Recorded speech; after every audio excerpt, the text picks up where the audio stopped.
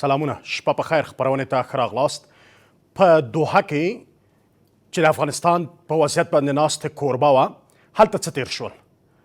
د اسلامي امارات او نړیوالو ترمنځ پر کوم موضوعات باندې بحث او خبرې تر کومې کچې پورې وې؟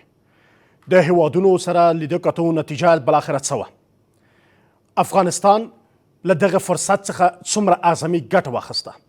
د نړیوالو دریځ د اسلامي امارات لپاره هلته څه وه؟ د اسلامي امارات د پلاوي چې هلته دوحې ته تللی و هلته په کومو خبرو باندې نړیوالو ته قناعت ورکړی دی؟ اجنډا یې څه وه؟ نړیوالو ته څومره قناعت ورکړل شوی؟ دا لړۍ همدې ناست سره پای ته ورسېده که نه دا ناسته به دوام پیدا کوي؟ بالاخره افغانستان کوم خواته روان دی؟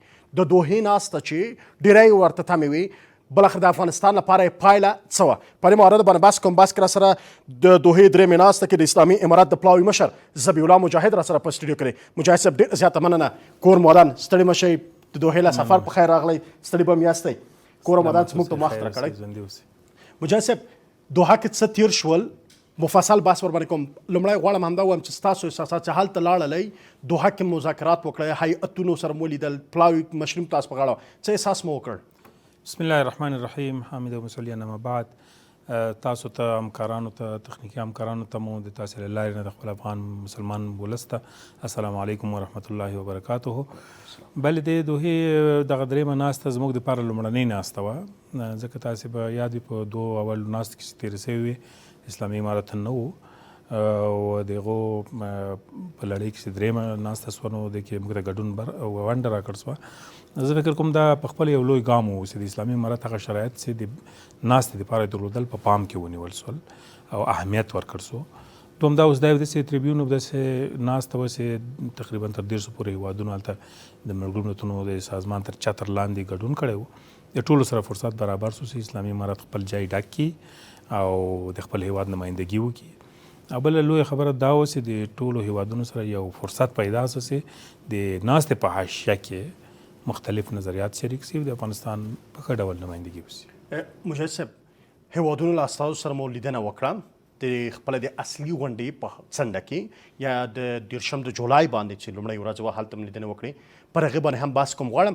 د تړلو دروازو تر شا څه تېر سول د افغانستان په وضعیت باندې؟ تاسو هلته څه واورېدل د هېوادونو لخوا؟ تاسو څه وویلې؟ بلې ناسته داسې تنظیم سوې وه چې 2 ورځې وه. لومړۍ ورځ پرانیستونکې ویناوې وې د ټولو هېوادونو لخوا نه، په دې کې د ملګرو ملتونو سازمان نمایندګي وینا وکړه، قطر هېواد وینا وکړه، موږ ته نوبت راغی. په هغه کې موږ د افغانستان موقف څرګند کړ. هغه موقف چې اصولي و دریځ ده. لومړی موږ د ټولو هېوادونو سره بېل استثنا رغنده مثبتې او په درناوي ولاړې اړیکې غواړو. دا د اسلامي امارت پیغام و. دوم دا چې افغانستان چې نوی له جګړې راوتلی زیات تمرکز په اقتصادي موضوعاتو باندې لري. زموږ بهرنۍ پالیسي هم اقتصاد محوره ده.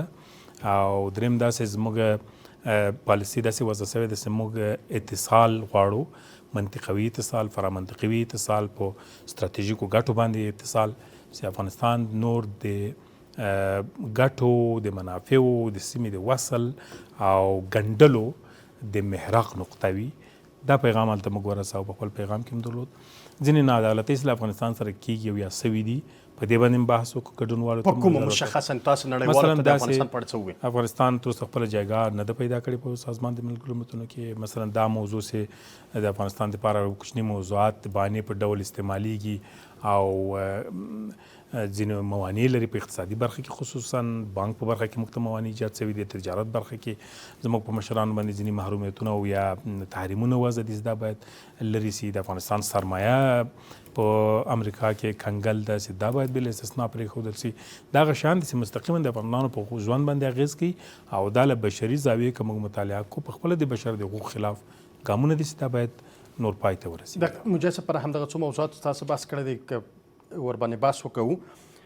تاسو لومړی غوښتنه دا کړې چې د خپلو خبرو کې په ملګرو ملتونو کې د افغانستان څوکۍ باید اسلامي امارت ته وسپارل سي. نړیوالو په دغه موضوع تاسو څه وویل؟ تاسو دا غوښتنه وکړه؟ دا خو د عمومي غونډې اجنډا وه چې هر حکومت خپل دریځ وینا خپروله. دا زموږ د وینا برخه وه چې وړاندې سوه او دوی باندې هم دا واورېدل. د هغو ځواب بیرته څه و؟ نو طبعا دلته محاوره نه وه چې هغو ځواب وسوال کار چا ځان ته دریځ درلود، خپل دریځونه یې ویل. په عموم کې د دریځ کلیات هم لازم چې په ټوله کې موږ برداشت و. دومه ناسته چې کله وسوه دومه ورځ باندې په سهار ناستې شروع شوې تر 3 بجو یې وخت ونیو. هغلته د ناست په 2 برخو تقسیم شوی وي. لومړی برخه د افغانستان له خصوصي سکتور سره د کومک همکارۍ د تر اوسه پورې د دې فعالیتونه او چالشونه دې باندې بحث. دومه برخه بیا دې ته تنظیم شوی وه چې په افغانستان کې د مخدره موادو په وړاندې مبارزه د مبارزې تر اوسه لاسته راوړنې او بیا چالشونه. په دې مورد د اسلامي امارت لخوا چې کوم ټیم تللی و هیئت لري په هغه کې موږ سره د دواړو برخو همکاران ټیمونه وو. د هغو له خوا نه پریزنټیشنونه چې د دې لپاره جوړ شوي چې وضاحت وړاندې کړي په غونډه کې خپاره شول. په دواړو غونډو کې 15 دقیقې وخت یې ونیو. په هغه کې ډېر لوړ معلومات په دواړو برخو کې موږ ګډونوالو ته ورکړو چې خپله د ګډونوالو هم د حیرت سبب سو او ډېر خوښ سو له دې نه چې ډېر دقیق معلومات په ډېر معیاري شکل باندې له دوی سره شریک سول. او یعنې هغوی له افغانستان څخه واقعي تصویر نه درلود. په دغه برخو کې هغوی معلومات کافي نه وو ځکه هلته ویناوې هم داسې خپرې چې د بانکونو په مورد د افغانستان د اقتصاد په مورد د افغانستان د مخدره موادو مبارزې په مورد ځینې هیوادونه شکوکو شبهات درلودل یا ځینې سوالونه په خپلو ویناوو کې مطرح کړل. خو کله چې موږ پریزنټیشنونه وښودل سول او معلومات وښودل چې مستند د مخدره موادو پر وړاندې مبارزې وښودل سو هغه هر څه بدل کړه. فضا یې بالکل بدله کړه ځکه چې غونډه پای ته ورسېده مجلس آزاد سو. بیا نو موږ حس کړه چې څومره عمیق تاثیر یې کړی په اذهانو باندې دغه دواړو معلومات. فضا څه ډول فضا وه د دغه ناستې؟ راځم دې ته. فضا طبعا په دې ناسته کې موږ یو 3 مسایل ما حس کړل په خپله. د داسې غونډو کې ګډونوال زه نه وم پخوا کې موږ نور همکاران ډېر اوسېدلي وو خو دغه غونډه چې ما وصول د 3 شیان مې ځینې حس کړل. اول دا چې په نړۍ کې یو تصور راژوندی شوی چې باید په هر ډول سوي د اسلامي امارت سره تعامل ته راسي. دا ذهنیت موجود و ځکه اکثرو هیوادونو ټولو دریځونه چې وغه رغنده و د افغانستان سره د مثبت تعامل برخه وه. یوه موضوع موږ حس کړه. دوم دا چې د افغانستان په اړه باندې اگر که نړۍ مخالف جهتونه لري مخالف پکتونه دي مخالف نظریات دي خو د افغانستان په اړه باندې چې رسېدل تر ډېره پورې حقایق په افغانستان کې درک شوي وو. په دې باندې په افغانستان کې موږ لاسته راوړنې لرو. حتی امریکایي استازي دا یو وشمېرل. لومړی د خبرو هغه پایلې داسې و چې اول د افغانستان په مثبتاتو باندې تمرکز درلود. دلته د امنیت یادونه د ثبات یادونه د مخدره موادو پر وړاندې د مبارزې یادونه دغسې د نور هغه مثبتو ټکو چې اسلامي امارت شفافیت د فساد پر وړاندې مبارزې دا یادونې وسوې. بیا په ضمن کې دوی غوښتنې دا د بشر د حقوقو ځینې اصلاحاتو ځینې موضوعات یې مطرح کړل. خو دغه موضوع دا څه چې اتفاقي نظر باندې د هیوادونو ترمنځ د معلوماتو په رڼا کې زما معلومات دا چې یو د اسلامي امارت په اړه باندې یو ښه معلومات دوی ته ورسېدل او ځینې نتیجې جوړ شو. مجاهد صاحب یو څه چې د افغانستان ولس پوښتي هغه چې ناستې چې تړلو دروازو تر شی له هغې څخه ولس نه خبرېږي. آیا څه داسې پټ په هلته مطرح سول؟ نه اول خو موږ نه به انشاءالله ولس خبر سوی. موږ ځان سره مطبوعاتي ټیم درلود. وخت ما هڅه کوله چې هغه اپډیټ وساتو معلومات ورسره وي. بیا په هغه ضمن د غونډې په پای کې ما وخت پیدا کړ. اگر که شپه هم وه ټول ډېر خسته هم و تکلیف و رسنۍ هم راوغوښتې لنډ کنفرانس مې ورکړ. په هغه کې هغه څه په غونډه کې تېر شو هغه ټول موږ ویل. پټ شی موږ په غونډه کې نه درلودلي. ډېر واضح و. د هیوادونو ملاتړ درېیمه نقطه دا وه چې د هیوادونو په هماهنګي سره ملاتړ د دې نه وکړو چې دغه دواړه مواردو کې باید د افغانستان سره مرستې او همکاري وشي. هم په نشهید توکو کې هم په سکتور سکتور خصوصي کې داسې به د لپاره څرنګه میکانیزم جوړ کړي. دا د غونډوالو د منتظمینو وظیفه چې هغوی د راتلونکي کې د څرنګه مدیریت کولی شي. خو اراده په ټولو هیوادونو کې موږ حس کړه او د ټولو هیوادونو حمایت له افغانستان سره ښکارېده او بل ټول په دې باندې تصریح کول چې افغانستان تر اوسه مثبت ټکي ډېر لري. مجاهد صاحب ناسته کې تاسو ورته اشاره وکړه چې د پلاوي د نورو هیوادونو استازو هم په خپل نوبتونو سره خبرې وکړې چې له امریکایي پلاوي د افغانستان له ښو ټکو را شروع کړې تر منفي ټکو پورې به حتما تللي وي. څه منفي هلته یاد شول چې څه باید وشي؟ ډېر منفي شیان موږ وانه اورېدل. ځینې هیوادونو تشویش درلود. کله کله د افغانستان له خاورې نه د ځینې تشویشونو اظهار ځینې هیوادونو 1-2 هیوادو درلود او یا ډېر د چا و دا تشویش؟ طبعا هغه ځینې هیوادونه چې زموږ لاندې همسایه هیوادونه دي. یعنې هدف هم پاکستان دی. تاجکستان هیواد او پاکستان هیواد ځینې هلته داسې نظریات ښکاره کړل چې د ویرې احساس ځینې کېده او موږ بیا هغه بېرته هغلته ځواب کوو. وخت مو واخیست غونډې په پای کې چې موږ ویل چې دا غونډه طبعا د ډېرو هیوادونو استازي اوري. دا موضوع که منفي شکل باندې پاتې سي نو بیا د منفي سازۍ طرف ته لار جوړي. نو د ذهن د ترمیم لپاره ما بیا په غونډه کې بیا وخت واخیست. بیا مې دا موضوع تشریح واضح کړه چې د افغانستان خاوره هېچا په وړاندې موږ استعمالېدو ته نه پرېږدو، اجازه نه ورکړو. دا د افغانستان په خیر نه ده چې موږ د افغانستان خاورې چاته ضرر وي. بناً دلته د ستراتیژي دا ده چې موږ خطر د چا دپاره نه پرېږدو او څوک مثال هم نشي ورکوی. اوس دا واضح خبره ده. تاجکستان هېواد 3 کاله 4 کال کې چې موږ دلته 3 کاله پوره سول چې حاکمیت لرو د تاجکستان خاورې ته موږ ضرر نه ده متوجه کړی او هماهنګي لا لرو. هر څه ته تشویش فکر کوئ چې په دغه مسله باندې پاکستان استازي تاسو سره قناعت کړی ځکه پاکستان تر نن ورځې پورې پر همدغه باندې تاسو ته لاس نیولی چې د افغانستان خاوره پاکستان پر ضد کارول کړي نړیوالو سټیجونو کې در باندې بحث کوي. داسې وخت هم درته ځواب وایي او زموږ اراده معلومه ده، دوی د موږ له ارادې خبر دي چې اسلامي امارت په ټوله کې افغانان دا اراده نه لري چې د بل هیواد خاورې د بل هیواد په وړاندې وکړي، دا اراده نه لري چې جنګ په سیمه کې موجود دی، دا اراده نه لري چې ناامني بل ځای ځکه موږ په خپل ناامني نه زیات متضرر شوي اوس ماشوم افغان هم ناامني په ضرر باندې پوهېږي او خپل ځان ته نه غواړي همسایګانو ته هم نه غواړي. دوی باید دا درک کړي که نه د دې جې ته راغلي یقینات نه کوي سبا به دې جې ته راسي آینده کې به راسي. زه فکر کوم هلته هم بدلون راغی ځکه سبا ورځې ویناوې چې د غونډې وې هغه بیا دغه خلکو متفاوتې وې مثبتې ډېرې وې. هر صورت دا موضوعګانې مثال ته تر بحث لاندې وې مثبت موږ ډېر څه پیدا امریکایي لوري آیا ځکه هغوی ویلي چې په دې غونډه کې بیا د افغان میرمنو بحث تر باندې هم شوی چې د افغان میرمنو د زده کړې بحث د کار مسله د محدودیتونو د لرې کېدو مسله ځکه ویلي وو چې نیمایي ولس یا نیمایي نفوس د افغانستان له بندیزونو سره مخ ده او پیاوړی اقتصاد له دې څخه ناممکن دی. آیا پر همدې بحث وشو؟ اصلي موضوع دا موږ هلته ښکاره وویل په خپل پیغام کې موږ دوی ته چې ځینې موضوعات اول په د تعریف له لحاظه تفاوتونه لري، هغه تفاوتونه باید ومنل سي. په ټولو هیوادونو کې د ښځو حقوق یو ډول نه دي معرفي، د انسانانو حقوق هم یو ډول نه دي معرفي. ما دا ډېر ښکاره دوی ته ویل چې دا یو واحد تعریف نه لري چې تاسې دا موضوع یادوئ.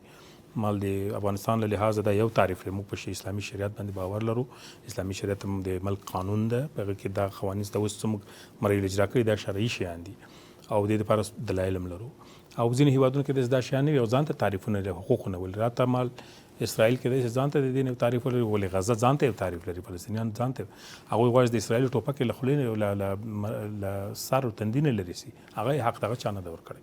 اسرائیل بیا د فلسطینیانو په شهادت رسولو ظلم کول د حق بولي، دا د هغو تعریف دی. نو دا داسې موضوع تاسې مه وړاندې کوئ چې هغه یو واحد تعریف نه لري، بلکې سیاسون د خپلو اهدافو د ترلاسه کېدو لپاره وخت په وخت کاروي. دا وسایل ترمر په واقعیاتو باندې بحث وکړي چې هغه موضوعاتو چې مخکې نه مطرح شوي وو. آیا د ښځو حقونو مسأله هیڅ ورته اشاره ونه سوه هلته؟ طبعا دغه ویناوالو خپلو ویناو کې دا دې ته اشاره درلوده چې په افغانستان کې دوی اندېښنه لري د بشر د حقوقو په مورد، د ښځو حقوقو په مورد، د تعلیم په مورد. خو اسلامي امارت دریځ دا و چې دغه زموږ کورني موضوعات دي، دا زموږ کورنۍ وظیفه ده، دا باید موږ سر ته ورسوو، باید هغه اندېښنې چې خپل ولس لري هغه دفع سي او رفع سي. خو دا د دغسې سټیجونو خبره نه ده چې نړیوال بحث ته واچوو، ځکه دا د نړیوالو مسله ده نه، دا د افغانانو کورني موضوعات دي. تاسو په همدغه پوښتنې سره د هیوادونو مخ شوي او دغه کنفرانس هم ډېری څنډې درلودې، غبرګونونه ورته بېلابېل وو چې ځینې همدغه موارد رامخته کول چې د نجونو د زده کړې مسأله، د ښځو د کار مسأله باندې ډېری تمرکز دا د کورني مسایل د افغانستان نه ده بلکې دا د بشر د حقونو مسأله ده او دې باندې باید تمرکز وشي. نړیوالو ته چې کله دغه مسأله تر تاسو پورې راورسوله ستاسو څه ورته ژمنه وکړه چې دغه ستونزې حل کېږي؟ موږ اصولي دریځ دا ده چې دا کومې اندېښنې چې موږ ولس لري هغه موږ درک کوو. کوم تشویشونه چې دلته موجود دي د حقوق په لحاظ یا د ځینو کارونو په لحاظ دا موږ درک کوو او د دې لپاره حل لاره باندې کوشش روان ده. خو داسې یوه حل لاره موږ زامن چې خدای مکړه ټولنه بیا اغتشاش ته لاړه نه سي، مخالفتونو ته لاړه نه سي، حل پیدا کوو. ولې دا د بهرنیو د سټیجونو یا د دغسې تریبیونونو کې د بحث موضوع ځکه نه ده چې هلته دې نه سیاسي استفاده کېږي. دا کورنۍ موضوع ده، د افغانستان هېڅ کوم هېواد خپله کورنۍ موضوع هلته نه ده راوړې. نو موږ نه یې ولې غواړو چې موږ کورنۍ موضوع دوی سره شریک کړو، موږ باید کورنۍ موضوعات پخپله حل کړو. ډېره مننه. لنډه ده، ما بېرته راګرځو.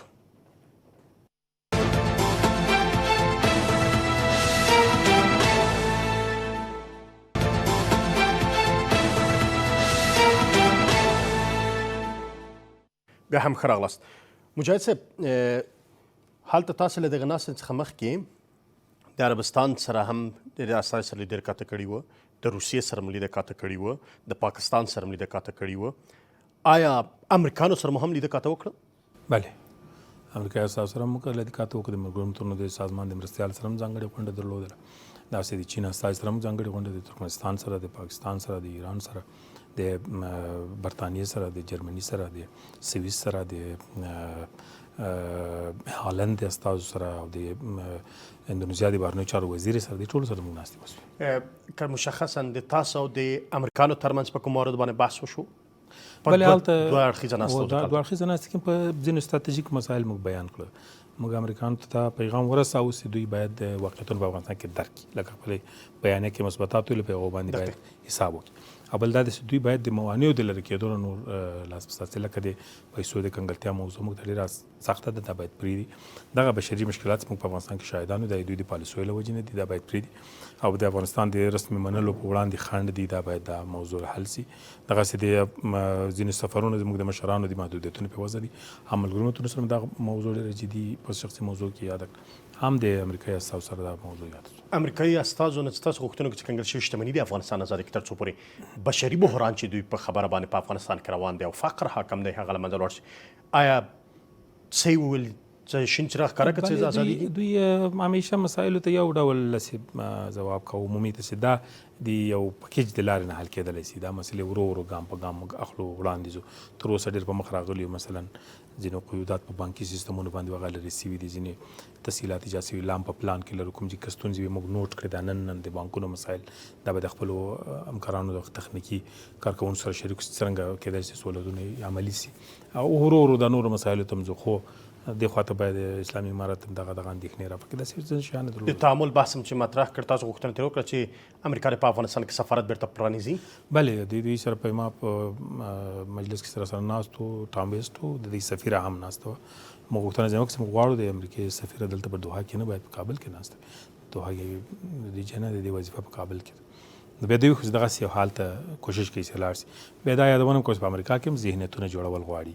امریکا کې انتخابات په لاره کې دي، ځینې مخالف ذهنیتونه دي، ځینې تبلیغات سوي دي د اسلامي امارت په اړه باندې، او په جنګ کې پاتې سوي په ټوله کې.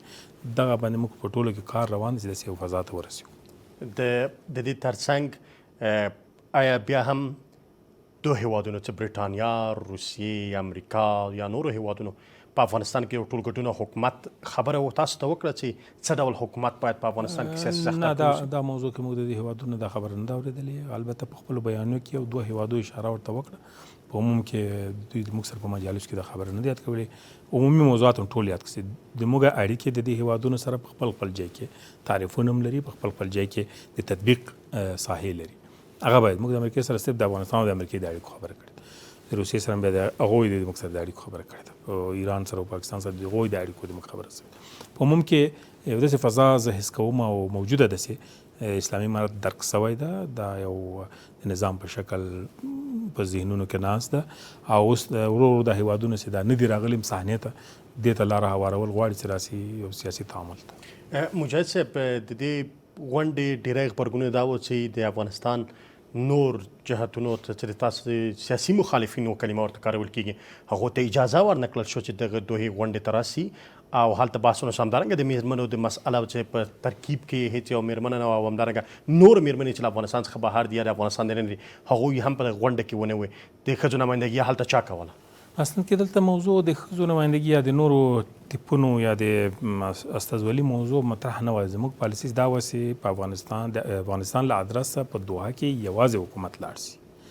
د دې په خاطر نه چې هر څوک نور مهم نه دي یا هغوی ارزښت نه دي. د دې لپاره چې د افغانستان وحدت په غونډو کې، په نړیوالو غونډو کې تمثیل شي. هېڅ هېواد هم د خپل هېواد د ټیپونه هلته نه راوړي. خپله حکومت د خپل ولس نمایندګي کوي. افغانستان ولې له چا نه کم شي دا کارونه کوي. د دې وخت تېر شوی دی چې موږ مختلف ګوندونه او مختلف نظریات ولرو، او افغانستان یو متشدد ملک وښیو، مختلف ملک وښیو، او بیا هغه مغرضو کړیو ته د لاس اوږدولو زمینه مساعده شي چې بیا راسي استخباراتي مداخلې وکړي. د دې موږ مخالف یو. افغانستان واحد نظام لري، نظام مسؤلیت لري د افغانستان نمایندګي وکړي په هر ناسته کې. د دې لپاره اسلامي امارت خپل استازي درلودل، هغه کفایت کوي. دلته دا مهمه نه وه چې موږ د چا مخالفت وکړو، یا د خپلو ډلو مخالفت وکړو، یا د خپلو ځینو استازو مخالفت وکړو، یا د ښځو خدای نخواسته مخالفت نه وه. اصلي دا وایي د افغانستان ادرس باید واحد وي. مجاهد صاحب، یو پوښتنه همدا ده چې دا د میرمنې له تاسو څخه کوي، هغه دا دی چې ځکه موږ سره دا پوښتنې موږ ته راورسېده، غواړم تاسو ته راوړم. هغه دا دی چې میرمنې ویلي چې آیا په دغه ترکیب کې ولې نه وي؟ حد اقل یو څوک باید وای د میرمنو په استازولۍ چې هلته د میرمنو بحث را مطرح کړی وای، د میرمنو هغه پوښتنې چې دوی درلودې هغه ادرس ورته مشخص شوی چې میرمنو غوښتنې تر نړیوال سټیجه پورې، ځکه د ملګرو ملتونو د کوربت څوک چې هغه هم ښځه وه. دا صحیح ده، خو د هیوادونو استازولي هلته د نظام له خوا نه کېده. ټولو هیوادونو چې استازي راغلي وو په ترکیب کې د اکثرو هیوادو ښځې نه. مثلا موږ د ازبکستان استازي درلودل، ښځې نه درلودلې. د پاکستان په استازو کې ښځې نه وې. خپله د ډېرو نورو هیوادونو چې راغلي ولته د عربي هیوادونو د روسیې هیواد د یو ښځینه موږ نه لیدلې، صرف امریکانو درلودلې. رینا امیري ناسته وه د خپل ټرامپیس سره او هغه استازولي چې ملګرو ملتونو معاینې کول هغه ښځینه وه. نو دا مهمه دا ده چې دلته موږ د انسانانو په اړه بحث کړی د افغانانو په اړه په عموم کې په دې کې ښځو نر دواړه راځي. موږ د افغانانو اصطلاح چې کاروو چې کله موږ ګټه راوړو افغانستان ته داسې نه دا به تنها نارینه خوري، دا به د ښځو هم شریک وي. که دلته تسهیلات ایجادوو دا به د ټولو افغانانو شریک وي. نو ځکه زموږ خویندې باید داسې یو حالت متاسفانه ته تېر کې داسې وختونه تېر شوي چې دوی داسې فطرتونو سره مخ شوي دي، داسې ونه کړي چې د باندې افغانستان پراګنده وښيي، مختلف نظریات. ښځې نر خو تنها په افغانستان کې نه اوسي، په نورو هېوادو کې هم اوسي، هلته تفاوت نشته. هر څوک چې د خپل ملک په لحاظ باندې منافع غواړي او جذبوي. د همدغه مسله ځکه د همکارانو سره هم همدغه مسله چې د ښځو لخوا شریکه شوې ویل شوي چې که چیرې په ترکیب کې ځای ورکړل شوی وای د پلاوي تر څو پر تاسو سره په ترکیب کې یو ښځینه وای تر څو په افغانستان هغه مسأله چې نړیوال د بشر د حقونو تر کې هغه به هم حل شوی وای. دلته خو موږ تعریفونه لرو، ځینې شرعي ستونزې لرو د ښځینهو د سفرونو په باره کې، د ترکیب کې د ګډون باره کې، یا تر اوسه پورې د موږ جامعې د بستېدو باره کې چې داسې یو حالت سره مخ یو. خو ما یادونه وکړه چې ډېرو ملکونو دا شی نه درلودل. موږ د عربي هېوادونو په یوه ترکیب کې دا شی کمو هېوادونو کې وایي او د نورو هېوادونو کې ښځینه کمې وې، ښځینه نه وې، محدودې ښځینه وې. یوازې رینا امیري وه. رینا امیري وه د فرانسې یوه استازې ښځو استازیتوب کاوه، د اروپایي ټولنې ښځینه وو معاونه وه د استازي. نور اکثره هېوادونه ټول نارینه وو هلته. او د ملګرو ملتونو سازمان مرستیاله چې قربانات دي د غونډې وه هغه هم ښځینه وه. درست مجاهد صاحب، تاسو حتما د ملګرو ملتونو د مرستیالو سره هم جدا کتلي دي. هلته آیا ترې نه ونه غوښتل چې د افغانستان څوکۍ نن ورځ څوک پر مخ وړي او د حق د چا دی؟ بلې دا غوښتنه موږ وکړه، خو هغو له خوا هم ځواب دا و چې موږ غواړو دا ناست هم د دغه دپاره دی چې ورو دغه څوکۍ تاسو ته درکړو، خو دې ته یوه لار غواړي، یو پروسه به یې په مخه ځي. موږ وغوښتل چې دا عاجل وشي ځکه د افغانستان د خلکو ګټې تړلي، او بل دا د افغانستان د خلکو حق ده. د ملګرو ملتونو سازمان هغه استقلالیت تر سوال لاندې راځي چې د دوی په سازمان کې د موږ چوکۍ یا هېڅوک نه وي پکې او یا یو څوک کې ناست یو تنها د خپل کور نماینده ده. نو دا باید بې انصافي دي ونیسي. مجاهد صاحب، که چیرې همدغه مسئلې باندې لږ ډېر ټینګار وکړو او بحث ورباندې تم پاتې شو، کله چې تاسو دغه بحث هلته مطرح کړه د نړیوالو ملګرو ملتونو د سازمان له مرستیالو سره چې د افغانستان څوکۍ باید تاسو درکړل شي او دا باید واقع، خو هغې د تعامل بحث کړی دی. څه له تاسو غوښتل چې اسلامي امارت باید کوم کارونه اصلاح کړي تر څو پر دا څوکۍ ورته ورکړل شي؟ هغوی ویل چې دغه ملاحظات چې موږ لرو دا ملاحظات کوم ملاحظات تاسو مثلا دوی د حقوقو په مورد بیا خپل دریځ تکراراوه، د ښځو د تعلیم موضوع وه، د ځینو نورو شرکت موضوع وه، دا دوی وړاندې کوله. په سیاسي ساختار کې شرکت په شخصي مجالس کې کړي، په عمومي مجلس کې دا بحث نه ده سوی. نه، په شخصي کې بحث هم نه دی، په شخصي کې چې تاسو سره بحث کړی دغسې وي چې ویل دا ورو کېږي. او دا خبره هم ټولو کول هلته چې موږ د خپلو خلکو ذهنیت دلته دومره د تاسې په مورد منفي ده چې د دې اصلاح کولو باندې بوخت یو، د خپل ذهنیت موږ ته ځینې اجازه نه راکړي. هر صورت دا نو یو تفاوت تېر شوی، یو جګړه تېر شوې ده، یو داسې حالت منځ کې راغلی ده چې طبعي د اسلامي امارت په ډېر پروپاګند شوی دی او ذهنیتونه به طبعا هغه ولسونه، پارلمانونه او انتخابات او دا موضوعات ټول د خلکو د رایې پورې ډېر تړلي دي. نو دوی د خپلو خلکو هغه فرد رایې ته ډېر اهمیت ورکوي. تاسو راغلی کوم پیغام تاسو د نړیوالو د اسلامي امارت مشرتابه ته راوړی چې ورسره شریکوئ؟ ځکه تاسو له دې خوا یو پیغام سره تللی و چې د اسلامي امارت پیغام مو هلته شریک کړ، د هغوی له خوا پیغام بیرته تاسو ته بلې موږ پیغام ځان سره راوړی دی، انشاءالله د راپور په شکل به شریک سي، مشرانو سره دا نن هم شریک کړه، راتلونکي کې به هم شریک سي. هغه دا و چې نړیوال اسلامي امارت سره د تعامل په برخه کې یادونه کړې چې موږ غواړو، خو دا یو پروسه ده. ځینې نږدې هېوادونه او هغه هېوادونه چې موږ سره په تعامل کې دي هغوی د رغنده ګامونو د اخیستو په لټه کې وو.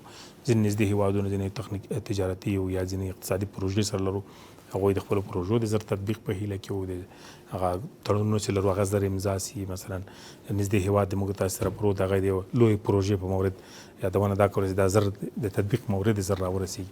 بېلابېل پیغامونه موږ له ځان سره راخیستي دي چې چا سره مشرانو سره به شریک کړو. مننه. لنډه دمه بیرته راګرځو.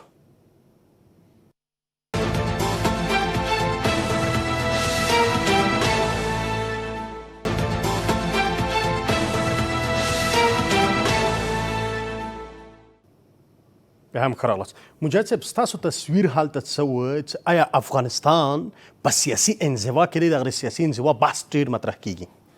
نه، الحمدلله دا بحث ډېر شوی دی، ځکه اوس افغانستان عملاً په سیاسي انزوا کې نه دی، نیمې نړۍ سره رابط ډېر ټینګ او محکم دي او نیمه باقي پاتې نړۍ هم اوس دې ته راغلې وه چې دغسې ناست افغانستان وغواړي ویمني او بل داسې آزاد بحث کې ورسره ناست وي.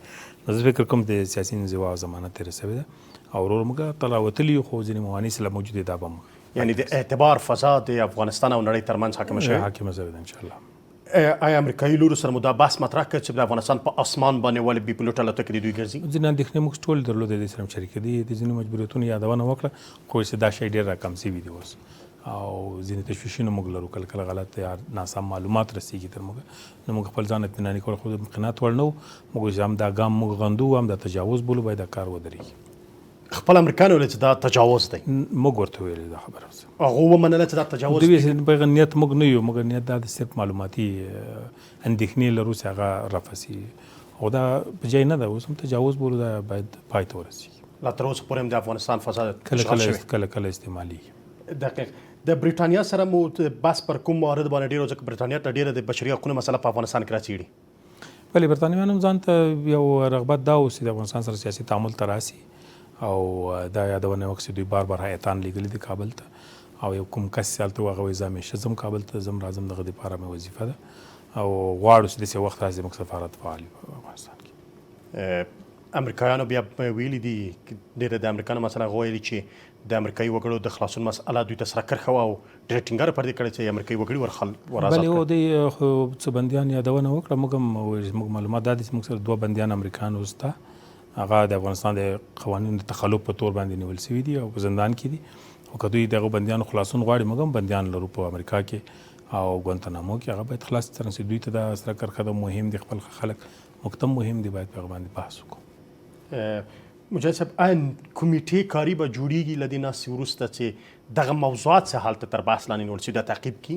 دا د حکومتونو ابتکار و چې دا ناستې یې جوړې کړي دي او موږ به ووینو چې هغوی په دې کې عملي ګامونه څومره اخلي، خو هلته یادونه اوس چې دا مسله به تعقیبېږي. د نورو ناستو ژمنه هم هلته وشوه چې نو ډېر مشخصه ناسته نه دي ویل شوې، خو دا موضوع به تعقیبېږي، وروسته ګورو څه ګامونه اخیستی شي. یعنې څلورمه دوحه هم په لاره شته؟ نو زه نسم ویلی چې به وي که به نه وي، خو د دوی د برنامو جز باید دا وي چې دغه پرېکړې چې وسوي، هلته څه وړاندوینې چې وسوي، معلومات شریک شول، د دې دغه عملي اړخ دپاره باید یو میکانیزم منځته راسي. په ټوله کې د افغانستان ولس ته تاسو خبر ده چې نتیجه دا وه چې تعامل باید امارات سره وشي؟ نتیجه دا وه چې د افغانستان پیغام هلته ورسېدلی، ټولې دنیا ده تقریبا، او بل د ملګرو ملتونو سره په یو سازنده ناستې کې ګډون و، بل دا و چې د ټولو اړخونو رایې نظر معلوم شي، د ټولو د افغانستان په اړه نظر ډېری مثبت و، او دغه 2 موارد چې اقتصادي او د مخدره موادو موضوعات تقریبا اتفاقي نظر اوسي، باید د دې حمایت وشي.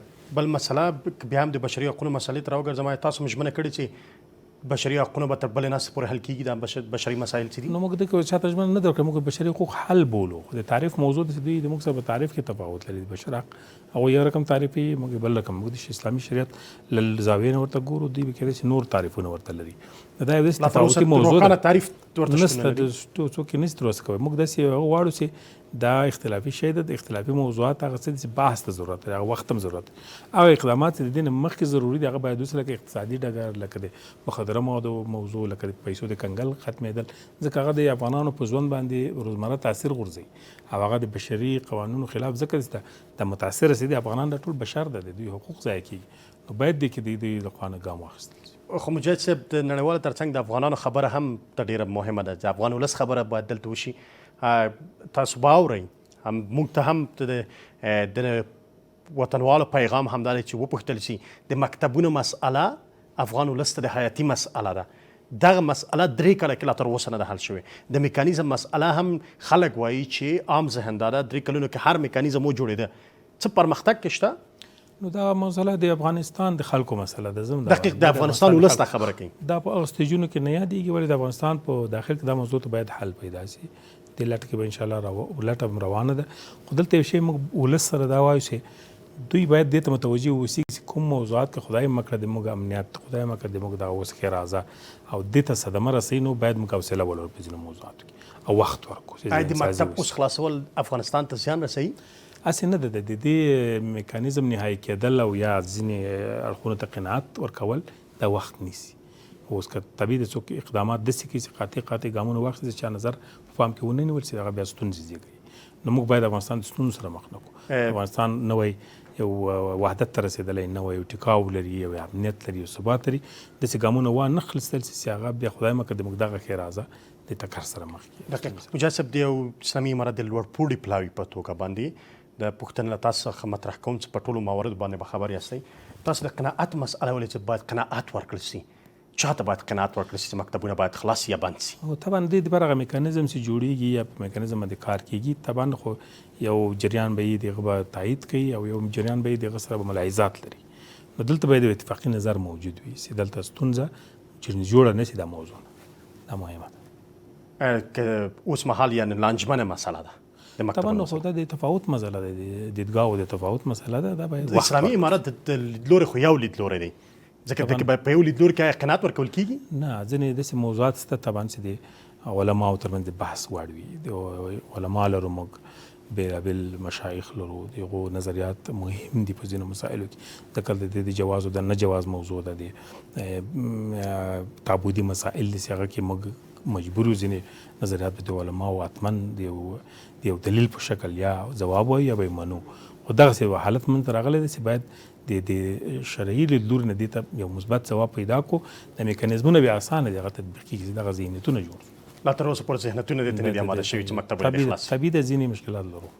د ښځو د کار په مسله کې هم دغه ډول مسله طبعا ځینې شرعي ملحوظات چې کوم برخو کې ښځینه خویندې کار کوي خو هغه د اخته دي، کوم کې چې ضرور ده هلته باید وي اسلامي شریعت اجازه ورکوي او خو هغه یو میکانیزم او یو فضا غواړي او قناعت هم غواړي چې ځینې منفي ذهنیتونه هغه په دې کې هغه نسي یعنې ونه پارېږي.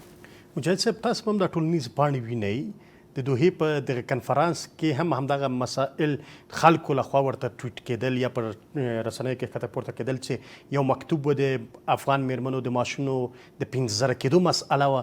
ستاسو دغه روښانه ځواب دې ته څه دی؟ همدا دی؟ زه یو اطمینان خلکو ته ورکوم. یو خوندې دي چې هغوی پخوا وظایف درلودل، وظیفونه کور ناست ډېر وخت نه دي راغلي وظیفو ته.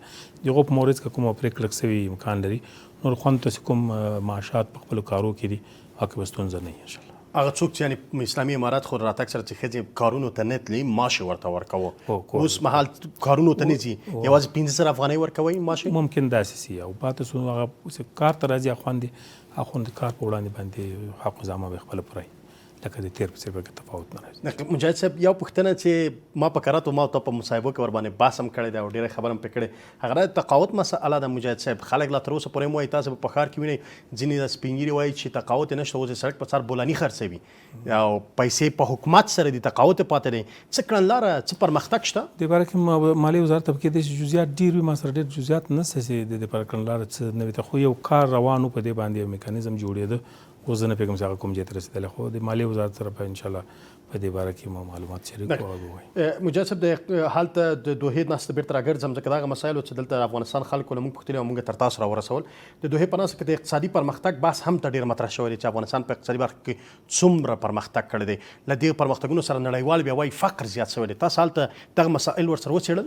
بلې هم څېړل. موږ د معلوماتي پریزنټیشن چې کوم په کې دا ډېره واضح شوه چې د تېرو ټولو کلونو په نسبت د 2024 کال افغانستان د اقتصادي پلوه ډېر پورته شوی په هر لحاظ. هم د تورم کچه ډېره ټیټه وه او بل په بازارونو کې عرضه ډېره زیاته ده او تقاضا هم دغومره زیاته ده. زموږ واردات هم ډېر شوي دي او صادرات هم دغومره ډېر شوي دي. یعنې صادرات اگر که د دې دواړو تناسب لا برابر نه ده، په تفاوت موجود ده او موږ تاسې داسې مصرفي هېواد یو، تولید هم کم ده، خو نسبتا تېرو کلونو ته هم په تاسې صادراتو کې زیادت راغلی، هم په وارداتو کې. د دې معنی دا ده چې دا راکړه ورکړه ډېره ده، ګرفت و سطوت ډېر ده. دا په خپله یو چرخش اقتصادي ښیي. نو نسبت نورو کلونو ته موږ چرخش سرعت لري او ښه د په ښه لوري روان یو انشاءالله. زه اطمینان لرم. د هلته به حتما تاسو د قشتپویې د کانال مسله ورته یاده کړې وي نړیوالو ته. دا هماغه مسایل چې د ځینې هېوادونو لا تر اوسه پورې دغه مسایلو سره غبرګون ښکاره کوي. څه غبرګون خو به نه و؟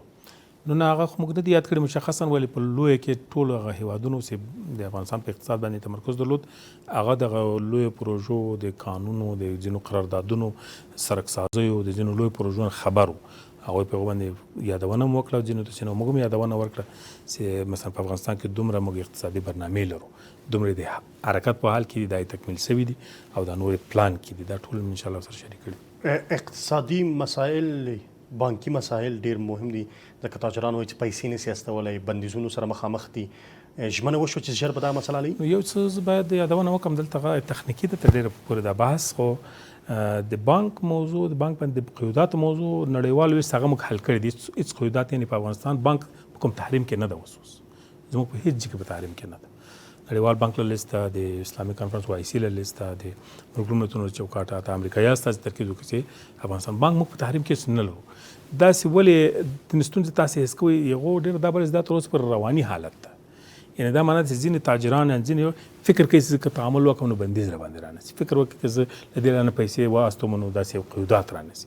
یعنې ذهني هغه موجود دی، خطر سازي ځان ته خلکو احساس کوي. په اصل کې هېڅ تحریم نشته، په اصل کې نشته. بیا چې موږ ټینګار وکړو چې دا باید واضح سي.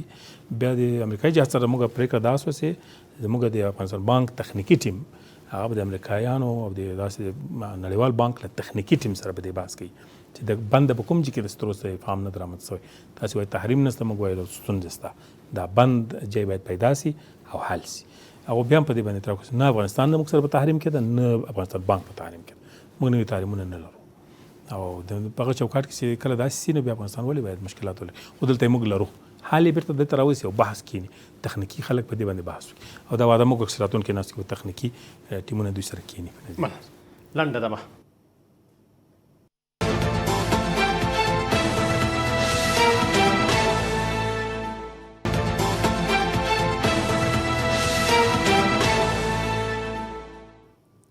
به هم ښه راغلاست.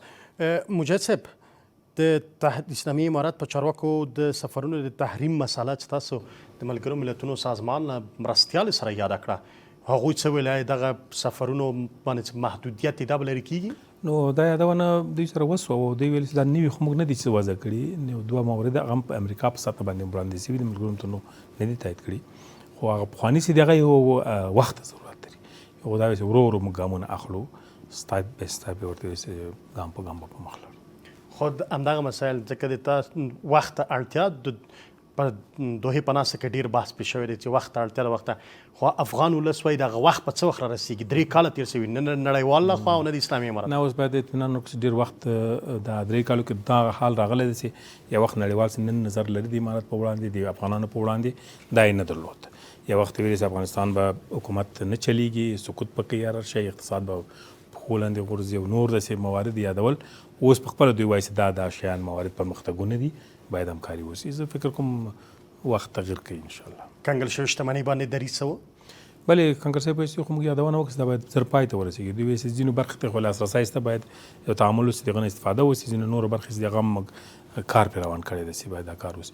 او ځینو هېوادونو بیا ډېر ریاکشن ډېر ستوغ، مثلا روسیې وایي چې دا پیسې خلاصوي، دا 1000 باید خلاصي. چین ډېر په جدیت سره غوښتنه وکړه چې دا پیسې باید د افغانانو حق ته ورکړل شي. موږ هم په جدیت سره د دې مطرح کړل چې دا د افغانانو حق ته او د اقتصادي مشکلات څخه یو لوی لاس پکې د دغو کنګل شوو پیسو د افغانانو ژوند باندې تاثیر غورځوي. او دا عامل تاسې یاست چې د بشر له ادرسه د بشر د عنوان سره د بشر په ضد ګامونه اخلي.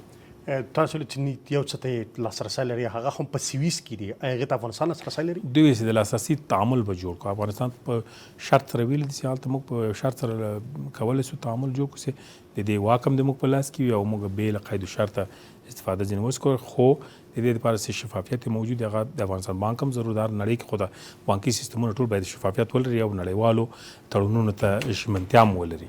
هغه شفافیت برخه که څوک اندېښنه لري موږ معلومات شریکولی شو. او پاتې داسې لاسرسی د موږ باید خپل اختیار کړو، ځکه خپله سرمایه هم باید موږ خپل اختیار کړو. د دغې ناستې څخه وروسته، د 2 ورځنۍ ناستې څخه وروسته یو بله په 3مه ورځ یوه ناسته د مدني ټولنې د غړو او د ملګرو ملتونو سازمان د مشرې او د هیوادونو تر منځ جوړه شوې وه. ستاسو غبرګون ورته څوک و او همدارنګه څوک مو ولیدل چې هلته د افغانستان څخه د مشري یا د مدني ټولنې په استازولۍ څوک تللي وه، د چا په استازولۍ تللي؟ نو زه فکر کوم دغه ناستې کې خو څوک نه و، زموږ ناسته خو پای ته ورسېده 2 ورځې وروسته. بعد د ملګرو ملتونو لوی سازمان د خود به چا سره غونډې لري، پرون به هم غونډه وه، نن به هم چا سره کار لري، سبا به هم لري. هغه موږ پر ډېر ارتباط نه لري. خو یو شی موږ وایو چې د افغانستان له ادرسه فقط اسلامي امارت هلته استازولي کړې ده او دا کافي ده. او ځینې نور جهتونه باندې غږ کوسي نور ادرسونه هڅې ونه کړي هغه ناکامه دي او موږ سره هغه ګډونوالو هیوادونو اکثریت قاطع هغوی چې موږ بله ناستې ګډون نه کوو کله چې غونډه پای ته ورسي اکثریتو یې سفر وکړ له دوحې نه لاړه. په هر صورت زه بیا هم یادونه کوم چې د کومه افغانان چې دي دې هڅې کوي چې نوي ادرسونه را پیدا کړي بیا یو تشکیلاتو باندې جلا جلا ځان وښیي جلا عنوانونو کې ځان را څرګند کړي د افغانستان په نام د افغانستان سره ګټه نه کوي د افغانستان وحدت هم تاوان کوي د افغانستان څیرې هم تاوان کوي او جای هم نه نیسي نتیجه هم نه لري نو بې ځایه باید دوی ځان ستړی نه کړي. د افغانانو ترمنځ د دغه ستونزې د هواري لپاره هم هلته بحث وشو په دوحه کې د نړیوالو لخوا یا د ملګرو ملتونو سازمان لخوا چې سیاسي مخالفتونه او سیاسي مخالفین او همدارنګه ستاسو ترمنځ مشکلات څه دي؟ نه دا بحث چا نه ده کړی دا موضوع هم نه وه چا لخوا نه موږ یادونه هم نه ده سوې په دې مورد باندې کوم خبره نه ده. اوس مهال سیاسي مخالفین دا چې بحث را مطرح کوي دغه ستونزه تاسو ورسره حلوئ چې سیاسي مخالفین د نظام باید ولې درنه خفه؟ طبعا په افغانستان کې جنگ تیر شوی 40 کاله جنگ 15 کاله جنگ نه وروسته عقلاً خفه هم څوک نه وي دا نو په یو ورځ باندې معجزه نه شي کېدلی تاسې باید انتظار سئ یو څوک به خوابدی سوی یو چا به ګټې له لاسه ورکړي یو چا به موقف له لاسه ورکړي یو څوک به یو غټ موقف کې ورغورځېدلی به دا خو اسانه نه ده چې بیرته انطباق پیدا کړي خو پیغام هم دا چې افغانان ټول د دې کور خلک دي ضرور نه ده چې ټول په چوکیو په یو رقم ناست دي ضرور نه ده چې ټول یو کار وکړي مختلف ټولنه لرو مختلف شکل باندې ځان مدغم یو څوک یو وخت وزیر و بل وخت عادي سړی ځینې جوړېږي موږ هم دغسې یو حالت ته ځو نو باید د افغانستان دپاره کار وکړو ځان مطرح نه کړو نه خپل سرمایه نه خپل شخصي حالات نه خپل شخصي نوم و جهت دا مهم نه دي دا ولس مهم ده دا ملت مهم ده چې نن مسؤلیت موږ ته راغاړي. مجاهد صاحب دغه بحث چې کله مطرح کیږي تاسو به هم اورئ ډېره ګوته حکومت ته چې تاسو ته نیول کېږي وایي اوس مهال حکومت یاستئ او باید سیاسي مخالفینو سره تاسو دغه کار وکړئ مذاکرات ورسره وکړئ چې په څه درنه خفه دي او ولې سیاسي مخالفت باندې لاس پورې دغه دپاره حکومت وظیفه درلودلې ده هغه د تماس کمیسیون جوړ کړی ده د دې دپاره که څوک مخالفت ستونزه خفګان اندېښنه لري د دې له چینل نه د راسي هېواد که څوک نه لري راتې چې دغسې خپل دا اوس موږ خبرېږو هغه ډېر خاص ځواکونه چې په افغانستان کې په ډېرو بدنامو پیښو کې به هغه وخت فعال وو اوس له امریکې نه بیرته راځي خپل کور ته خپل وطن ته په روزمره شکل پروازو کې راځي نو دا موږ خوشحاله کوي په دې چې دوی ته اطمینان حاصل شوی چې راسي خپل کور ته یو ویره چې موجوده وه حراس ورسره اوس یارانو دوی ژوند به په خطر کې غورځي انتقام جویي به کېږي د عافیې له برکت هغه انتقام جویي نوره نشته هغه ډېر خطرناک خلک دا نن پروازونو کې راځي کابل میدان وای کې کوزي عادي خپل کور ته ځي امارات ویني خوشاله کېږي په دې څخه چې د خلک رااله او خپاو یو وخت موږ په دښمنۍ کې ولاړو بیا له دجنه په دې شکل تللی چې ګویا دې خطر پېښ ده خاص اطمینان ورته پیدا سو خپل کور ته رااله خو سیاسي مخالفینو پیغامونه بیا دي چې دوی باید دوی سره مذاکرات وسی